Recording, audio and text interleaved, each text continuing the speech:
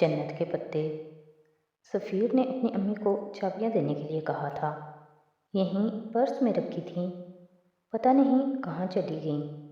Abdurrahman ठीक कहता है, आयशा गुल कभी कुछ नहीं कर सकती। वो ये इसलिए कहता है ताकि आयशा गुल सभी कुछ करना सीख जाए। उनकी बात पे उसने एक तल्ख मुस्कुराहट के साथ सर झटका और चीज़ों को वापस पर्स में डालने लगी। वो चाबी यकीनन कहीं और रखकर भूल गई थी। आने वाले चंद दिनों में पढ़ाई का बोझ ज़रा बढ़ गया और क्लासेस का शेड्यूल पहले से सख्त हो गया, तो वो दोनों टेस्ट तैयार करने और देने में ऐसी मसरूफ़ हुई कि कहीं आ जा नहीं सकीं। वो वस्त मार्च के दिन थे। इस्तांबुल पे छाया कहर टूट रहा था और बाहर की रसीली हवा हर सू गुलाब और ट्यूलिप्स खिला रही थी। अब सुबह सवेरे घास पे बर्फ़ की जमी सफ़ेद तह नज़र नहीं आती थी और स्पंजी का सब्ज़ा अपने असल रंग में लौट रहा था। ऐसे ही एक दिन उन दोनों ने टॉप कपी पैलेस जाने का प्रोग्राम बनाया, मगर उसी वक्त हाले आ गई। उसके पास दूसरा प्रोग्राम था। मेलुकेंट में मिलाद हो रहा है, चलोगी?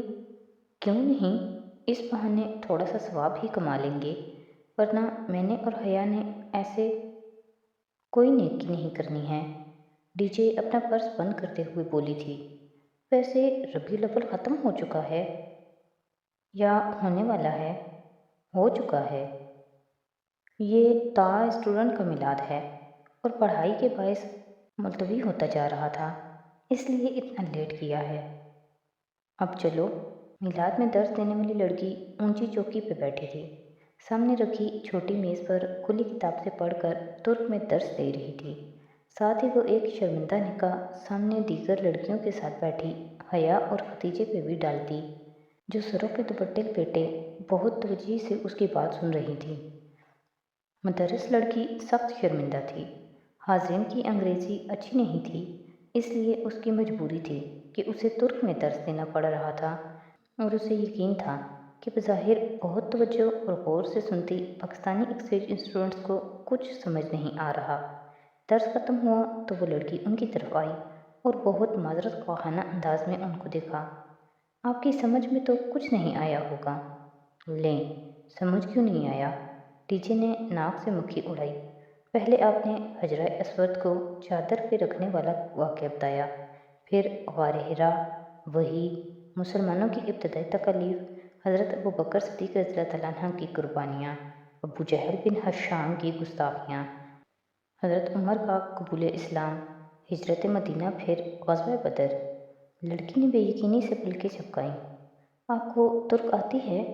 तुर्क नहीं आती, मगर अपनी हिस्ट्री सारी समझ में आती है। वो जवाबन हंस कर बोली। तुर्क उर्दू जैसी ही लगती थी और वो वाक़ियतन सहाबाए कराम के अस्मा के बायस सब कुछ समझ पा रही थी। शुक्रिया शुक्रिया। वो इतनी खुश हुई कि उसका चेहरा गुलाबी पड़ गया। मिलाद ख़त्म हुआ तो हाले की अम्मी का फ़ोन आ गया। उन्हें कोई ज़रूरी काम था, सो हाले ने उनके साथ जाने से माजरत कर ली। अब उन्हें टॉप कपी पैलेस जाना था। दो लोग अकेले तो नहीं होते। वो टॉक्सम स्क्वायर पे बस से उतरी तो हया ने उसे तसल्ली दी। डीजे हंस दी। फिर भी तीसरे को साथ लेने में क्या हर्ज है? वो इस्तकलाल स्ट्रीट की जानिब मुड़ी तो कदम खुद ब खुद बर्गर किंग की जानिब उठने लगे। वो चलेगा हमारे साथ? उस रोज़ कितना गुस्सा किया था उसने, याद है? वो इसलिए कि तुम्हें ढूंढते हुए वो बहुत फिक्रमंद और परेशान हो गया था, मगर अब थोड़ा सा इसरार करेंगे तो ज़रूर चलेगा। इस्तकलाल स्ट्रीट वैसे ही रश से भरी थी। वो दोनों बाजुओं में बाजू डाले तेज़ तेज़ चल रही थीं। ये उनकी दोस्ती की अलामत हरगिज़ नहीं थी, बल्कि स्ट्रीट के जेब कतरों से बचाव के लिए वो अपने मिले कंधों से पर्स लटकाती थीं ताकि छीनने न जा सकें। हया तो इस वाक़े के बाद बहुत मुहतात हो गई थी। अब भी उसने अपने सफ़ेद कोट के ऊपर पर्स यूं डाल रखा था कि बाएं कंधे से स्ट्रैप गुजारकर दाएं पहलू से पर्स लटका रखा था। बाल खुले थे और दुपट्टा गर्दन के गिर्द लपेटा था। डीजे ने भी इसी तरह शलवार कमीज़ पे स्याह लंबा कोट पहन रखा था। बर्गर किंग में खूब गहमा गहमी थी। اشتہا انگیز سی مہک سارے میں پھیلی ہوئی تھی۔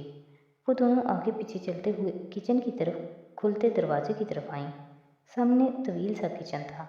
ادھر ادھر ایپرن اور ٹوپیاں پہنے 2-4 افراد آ جا رہے تھے۔ ایک سلیب کے ساتھ وہ بھی کھڑا تھا، جینز اور شرٹ پہ سفید ایپرن پہنے، ہاتھ میں بڑا ٹوکا لیے وہ کٹنگ بورڈ پہ رکھے گوشت کے بڑے بڑے ٹکڑوں کو کھٹا کھٹ کاٹ رہا تھا۔ گڈ مارننگ مینیجر، دونوں نے چوکھٹ پہ کھڑے ہو کر بآواز بلند پکارا تو اس کا تیزی سے چلتا ہاتھ رکا۔ اس نے گردن اٹھا کر ان دونوں کو دیکھا، پھر سر سے پاؤں تک ان کا جائزہ لیا۔ دونوں جیکرز پہنے پھولے ہوئے ہینڈ بیگز اٹھائے ہوئے تھیں۔ حیا کے ہاتھ میں رول کیا ہوا استنبول کا نقشہ تھا اور ڈی جے کے ہاتھ میں ایک گائیڈ بک، گویا کہ وہ پوری تیاری کے ساتھ آئی تھیں۔ گڈ مارننگ، وہ واپس گوشت کی طرف متوجہ ہوا اور دوسرے ہاتھ سے ایک چھوٹی سی اسٹینڈ پہ لگی تختی اٹھا کر سامنے کاؤنٹر پر پٹک کر رکھی۔ اس پہ لکھا تھا I am busy, do not disturb. حیا اور خدیجہ نے ایک دوسرے کو دیکھا، پھر حیا وہیں چوکھٹ کے ساتھ ٹیک لگائے بازو سینے پہ لپیٹے زیر لب مسکراتے ہوئے اسے دیکھنے لگی، جبکہ خدیجہ مسکراہٹ دبائے آگے بڑھی۔ ہم ٹاپ کپی پیلس جا رہے ہیں، خدیجہ نے کاؤنٹر کے سامنے آ کر اطلاع دی۔ استقلال اسٹریٹ سے باہر نکلو، ٹاکسم سے میونسپلٹی بس پکڑو، وہ پہنچا دے گی۔ وہ سر جھکائے ایک ہاتھ سے گوشت کا ٹکڑا پکڑے دوسرے سے کھٹ کھٹ چھری چلا رہا تھا۔ مگر ہمیں ایک ہینڈسم گائیڈ کی بھی ضرورت ہے۔ ہینڈسم گائیڈ ابھی مصروف ہے، کسی غیر ہینڈسم گائیڈ سے رابطہ کرو۔ ڈی جے نے پلٹ کر حیا کو دیکھا، اس نے مسکراتے ہوئے شانے اچکائے۔ وہ واپس جہان کی طرف گھومی۔ تو آپ ہمارے ساتھ نہیں چلیں گے؟ بالکل بھی نہیں۔ تم میں سے پھر کوئی ٹاپ کپی کے قلعے میں گم ہو جائے گی اور میرا پورا دن برباد ہوگا۔ ایک دفعہ پھر سوچ لیں۔ لکھ کر دے دوں؟ وہ کہتے ہوئے ٹکڑوں کو ایک طرف ٹوکری میں رکھنے لگا۔ اس کے ہاتھ مشینی انداز میں چل رہے تھے۔ اچھا ایک بات بتائیں، استقلالی اسٹریٹ میں جیب کترے تو ہوتے ہیں نا؟ ڈی جے نے اس کے سلور اسمارٹ فون کو دیکھتے ہوئے کہا، جو قریب ہی چارجنگ پہ لگا تھا۔ ہاں، تو سمجھے آپ کی جیب کٹ گئی۔ ڈی جے نے ہاتھ بڑھا کر فون اچکا، تار نکالی اور حیا کے ساتھ آ کھڑی ہوئی۔ فون والا ہاتھ اس نے کمر کے پیچھے کر لیا۔ کیا مطلب؟ اسے شدید قسم کا جھٹکا لگا تھا۔ وہ ہاتھ روک کر انہیں دیکھنے لگا تھا۔ مطلب یہ کہ اگر آپ ہمارے ساتھ ٹاپ کپی پیلس نہیں چلیں تو ہم اس موبائل کو بیچ کر آدھا جواہر تو خرید ہی لیں گے۔ ویسے فون اچھا رکھا ہوا ہے آپ نے۔ وہ الٹ پلٹ کر کے موبائل دیکھنے لگی۔ پاکستانی روپوں میں 2-2.5 لاکھ سے کم کا تو نہیں ہوگا۔ وہ چھرا رکھ کر ان کے سر پہ آ پہنچا۔ میرا فون واپس کرو۔ کڑی نگاہوں سے انہیں دیکھتے ہوئے اس نے ہاتھ بڑھایا۔ ٹاپ کپی سے واپسی پہ دے دوں گی، وعدہ۔ مطلب تم لوگ مجھے یرغمال بنا کر لے جاؤ گی؟ کوئی شک؟ وہ پہلی دفعہ بولی۔ ٹھیک ہے، مگر یہ آخری بار ہے، پھر میں کبھی تم دونوں نکمی لڑکیوں کے ساتھ اپنا دن برباد نہیں کروں گا۔ وہ اپرن گردن سے اتارتے ہوئے مسلسل بڑبڑا رہا تھا۔ اور اگر آج تم دونوں میں سے کوئی کھوئی تو میں بہت برا پیش آؤں گا۔ ہاتھ دھو کر جیکٹ پہنتا وہ ان کے ساتھ باہر نکلا۔ ٹاپ کپی سرائے کے سامنے وہ سبزہ زار پہ ساتھ ساتھ چل رہے تھے۔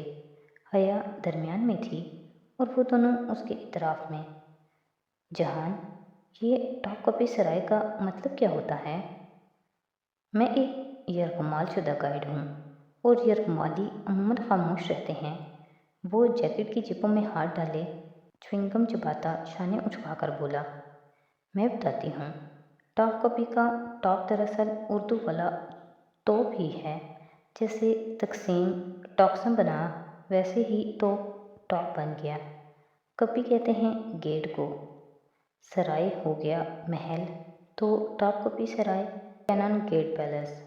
آئی ایم جینیس، ہے نا جہان؟ میں نہیں بول رہا۔ وہ سخت خفا تھا۔ ٹاپ کپی پیلس 400 سال تک سلاطین کا محل رہا تھا، سرمئی عظیم الشان قلعہ نما محل جہاں خاص کمروں کے پہرے دار گونگے بہرے ہوا کرتے تھے تاکہ راز محل سے باہر نہ نکلیں۔ اور جس کے کون نما مینار شاہانہ انداز میں اوپر کو اٹھے ہوئے تھے۔ سلطان کا عظیم ورثہ اور اثاثے، چینی پورسلین کے نیلے اور سفید رنگ کے ایسے برتن جن میں اگر زہر ملا کر کھانا ڈالا جاتا تو برتن کا رنگ بدل جاتا۔ 86 کے رات کے جواہرات سے مزین سلطان کے شاہی لباس نگاہوں کو خیرہ کرتے تھے۔ یہ منحوس گارڈ ہمارے سر پر نہ آ کھڑا ہوتا تو میں کسی طرح 2-4 ہیرے تو توڑ ہی لیتی۔ ڈی جے ان آنکھیں چندھیا دینے والے قیمتی ہیروں اور پتھروں کو دیکھ کر سخت ملال میں گھر چکی تھی۔